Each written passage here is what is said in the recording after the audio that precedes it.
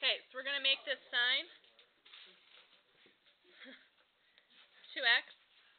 Makes a lot simpler to work with, right?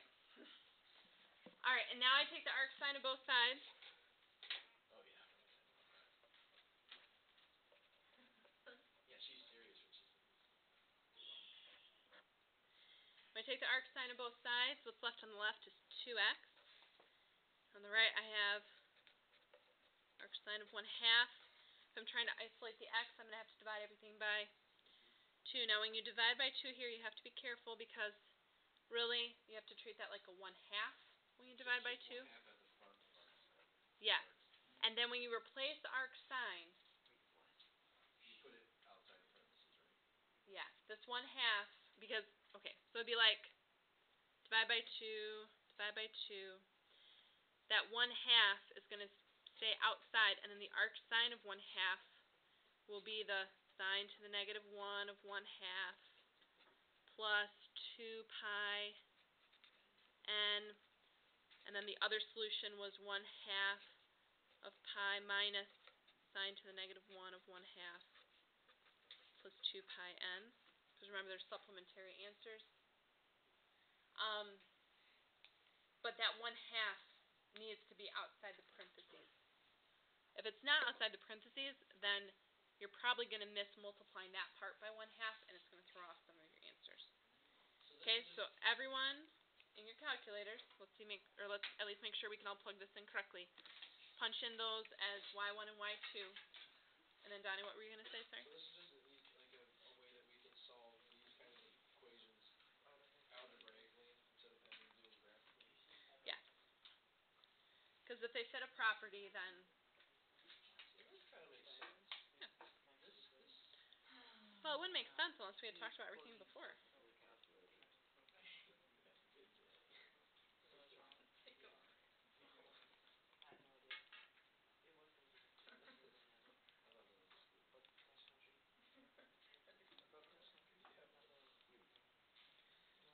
Okay. No, I'm talking about as opposed to the last. Are you talking mostly about identities? Oh yeah, that makes sense. Okay. Identities. The last unit, like the first unit I got, last unit, I think I got like 30% of them. I haven't seen my test yet. Yeah, those cross. Remember giving those back? Did you need the thing this morning or this beginning of class? It said you're getting it tomorrow. Thank you, Addie. Oh, Addie coming out with a cross and Miss Cross is nasty. Miss Cross is about to unload on him. It's not my fault I'm blind when I don't have pieces of rubber and whatever they're made of. They were glass. No, they're not. They're not glass. Rubber? Believe me, Brad, they are I'm not not quite sure what glass. they are. Context, I'm pretty sure it's not glass. Those would hurt, okay? I'm mad at you. It's like, Old context used to be glass. oh my eyes. Alright, so, if you punch them, if you punch y, again, everybody.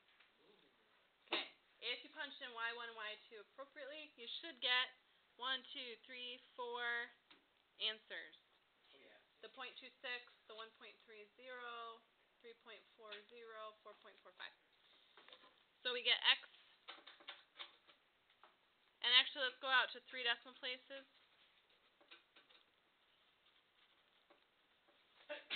Bless you. Okay, you should get those 4. Okay, now one thing that you should notice is in this unit, like when we start taking quizzes and tests over these standards, when you're asked to solve equations, almost all the equations that you're asked to solve, you have to use a property first to transform to one side. Dang it, I don't get it. So what you'll have to do is look at your property sheet and then do what we just did for this example, which is match up what property fits the pattern that you have there, and then just convert that side. Insert. Oh, there we go. There it is. Submit all below. Okay. For example 2, which is still working with some of these properties, you need to draw a little picture here. So, UV axis. I'm pretty good at drawing that. draw one right triangle that looks like that. This is going to be angle B. This side of the triangle we're going to label as 15. And this side of the triangle we're going to label as 17. Mrs. Cross, is that what's the angle on the inside? B. B, okay. Yep. And then we're going to draw a second triangle that's taller and skinnier.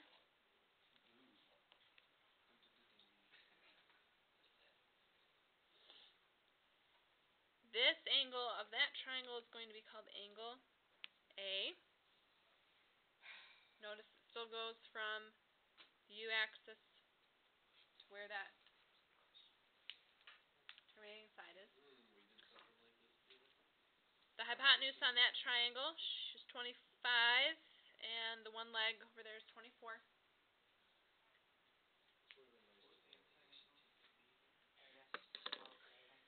Okay, we're going to do two problems here using this figure. So make a 1 up there and a 2 on the bottom. Notice that the directions here say work with exact value, meaning our answers are going to be exact, not decimals. So we're not going to be punching out anything out of a calculator per se. We might need some find common denominators or something for adding fractions. But exact value means your answer should be a fraction of some sort. First one we're going to look at is looking at the property that we started with, cosine of A minus B. Notice, well, the reason I'm saying working with exact value here is because I don't want you to try to figure out what A is and what B is. That's not what's important here. We want to find the value of what cosine A is and the value of what cosine B is, which we can do using these triangles. Okay, because this scenario does not let you find what angle A and angle B are, we have to use the property to help split this up a little bit so that we can use the triangles. So cosine of A minus B, does anybody know the property of that offhand? Donnie, I say hand first. Right. Cosine A, cosine B, plus sine A, sine B. Good. What's the difference between cosine of A minus B and cosine of A plus B? That sign in the middle changes. Yep, sign in the middle changes. Alright. Now that we have it written as like single arguments instead of a composite argument, we can look at cosine of A. Cosine of A brings us to this first triangle. And in terms of triangles, what is cosine? Like opposite, adjacent, hypotenuse, which is it? Adjacent over hypotenuse. Adjacent over hypotenuse. So in this triangle here, if we're looking at angle A, do I have the adjacent side to angle A? Yeah. No. I don't, right? But can I find it? Oh, you can. I'm sure you can. Pythagorean theorem. So let's find that side there by using the Pythagorean theorem, which would be 25 squared equals 24 squared plus b squared. So 25 squared minus 24 squared is 49, which makes that side 7, which is nice. So that's going to be 7. Okay. So now that I have that side, that means if I was to look for the value of cosine A, then the value of cosine A would take you to that angle A, and then cosine of A is adjacent over hypotenuse. So the adjacent side is 7, hypotenuse is 25, so the value of that would be 7 over 25. Then cosine of B, we can find the value of that. Even though we don't know what B is, that doesn't matter here. We can still find cosine of B's value because we have the triangles. So cosine of B brings us to this shorter triangle here. Adjacent over hypotenuse would be 15 over 17. Okay, then we do the same thing over here with sine A and sine B. Yes, Brad? What about the cosine? Cosine of A is 7 over 25. Oh, They're the same value. Yeah. Sine of A is opposite over hypotenuse, so that would be 24 over 25. Sine of B, do I need to find a side there? I think I do. Okay, so I'm going to find that third side. 17 squared equals 15 squared plus B squared. Hopefully it turns out to be a nice number like it did before. It does. Should be 8. Oh. Right? Because 17 squared minus 15 squared gives me 64. Square root of that would be 8. So sine of B would be 8 over 17. All right. Now at this point, we're going to have common denominators because whatever 25 times 17 is, we have it on both sides here. So that's kind of nice. What is 7 times 15? 98. Wait, 7 times 15? Can't be 105. 98. Wait. Wow. Yeah. Wouldn't you have to get the common denominators first? We're just simplifying each fraction first. So 105. What's 25 times 17? It'll be a big value. 425. 425. Everything added. Okay. And then we're going to have the same denominator over here. And then 24 times 8 gives me 192. And because we have common denominators, now we can add across on the top. And if I add across on top, we get 297 over 425. It does not reduce. Reduces it fairly. When you're getting common denominators, don't you multiply both the top and the bottom? I didn't have to because they both end up being them. Like on both denominators here, you only need common denominators when you're add or subtract. When you're multiplying, you just multiply across.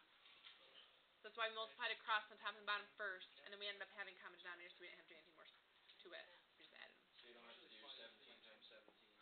I didn't know there was a Not when you're multiplying. So, what does this give us? What is that number? Well, I'll explain when everybody's listening, not having their own. Quiet. That's what I just asked. Okay.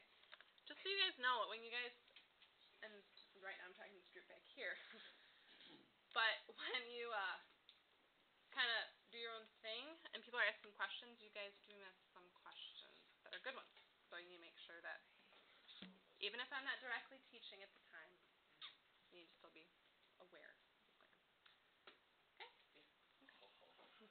All right. The reason that we work with stuff like this is because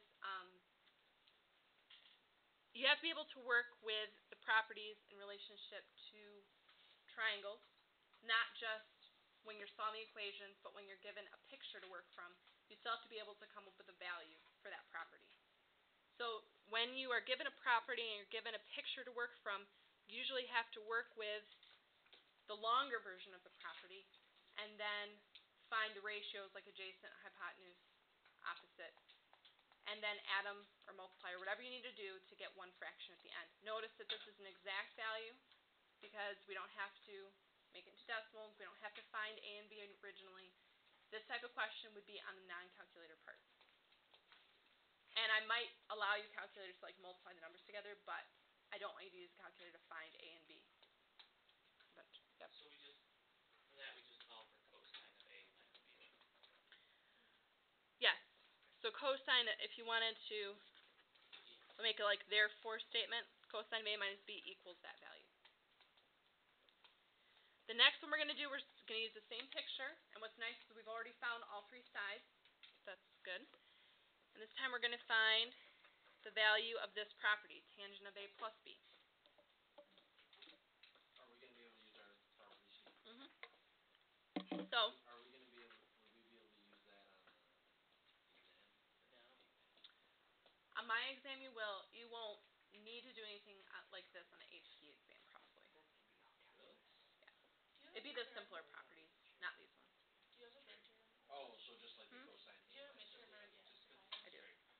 Yeah. you have a midterm? Oh, Good. right. I know. Okay. Getting off base here.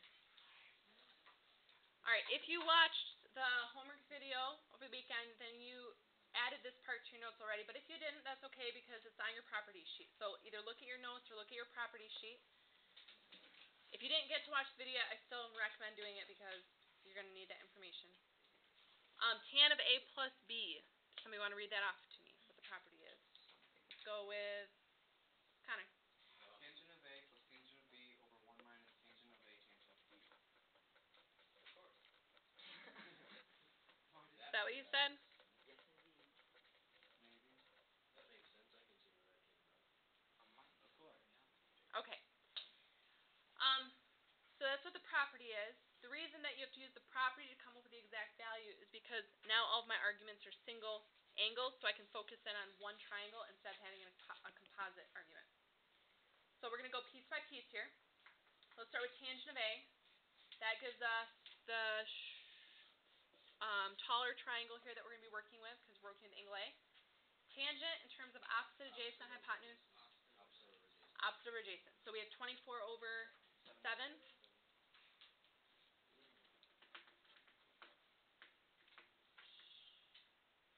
Tan of B. That brings us to the other triangle here. And tan is still opposite over adjacent. So 8 over 15. Great. On the bottom, didn't I just find tan A, tan B up here? But now we're just multiplying those fractions together. So we have 24 over 7 times 8 over 15. Okay.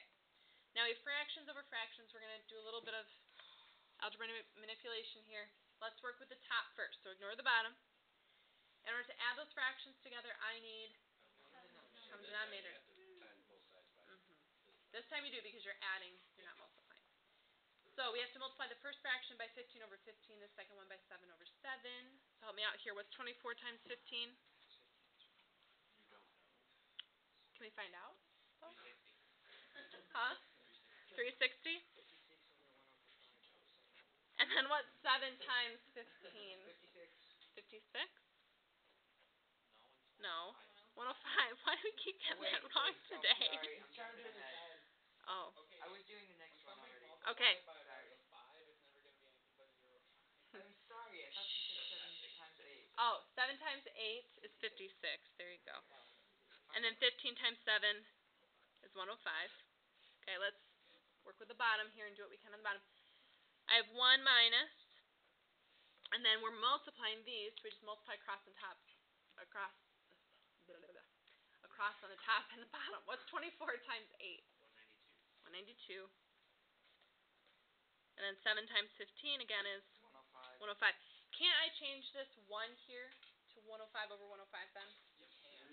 I probably I get what you were talking about for the last one, though. Okay. Why you didn't. Why didn't Yeah, because what I was thinking was that the addition, like, I didn't see the next step. Like, you skipped a step in between. Oh, okay. But it makes sense now. Yeah. Alright, so on the top and the bottom, I'm going to add across. So 360 plus 56 gives me 416. On the bottom, 105 minus 192 gives me negative 87.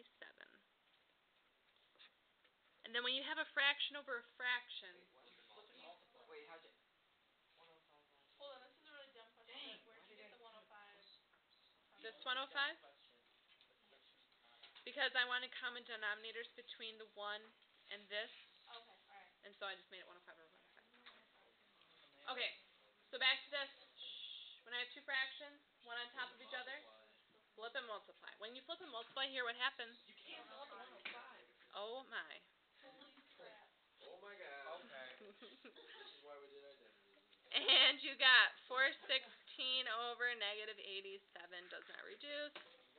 Keep it as a fraction.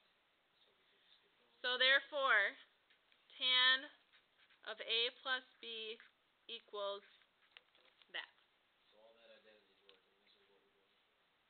Is that right? No. Yes, sir. Sure. To check our answer, like, let's say you say only do it with this, like, not calculator, so prove it algebraically. Yeah. Could we do, like, tangent of A plus B, like, plug it in here and see if we're right or no? Yeah, you could. Like you could find angle A. But doing the arctan, find angle B by doing the arctan, and then add them together and find the tan of that. It should be the same. I like business unit. No. I'm watching the time though for you. I like business unit as much as you can like a trade unit. Okay, grab a whiteboard, a marker, and a rag. What, we're not finished We haven't done this. Before we do the next thing. Do kids struggle on this? I've already said something about unit 3. We didn't even do the sign A plus B. Oh. Why did we?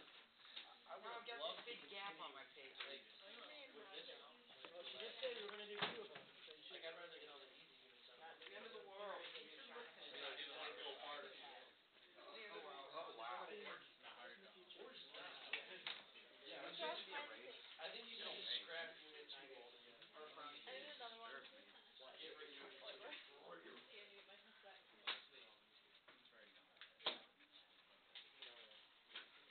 Really? It has Okay, there's your first whiteboard problem. We should just take a damn wash off the whiteboard. Yeah, they are remarkably dirty for how we use them.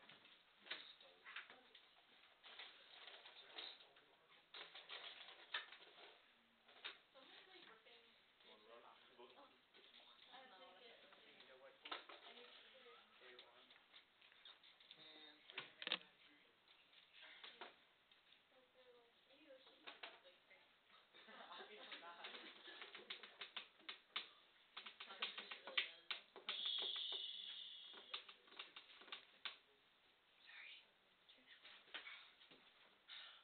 I need my talkie chair. That would be fun. That would be epic. Amanda, are you doing the sound? Yes, No, you're not. I am now. She did right to my face. You lied right to Miss Cross's face. I'm sorry. We don't do that here. We don't do that here. Alright. Oh, you're pulling the we don't do that here, are ya? Some of us do care about morals. Some of us mortals? Okay. These are the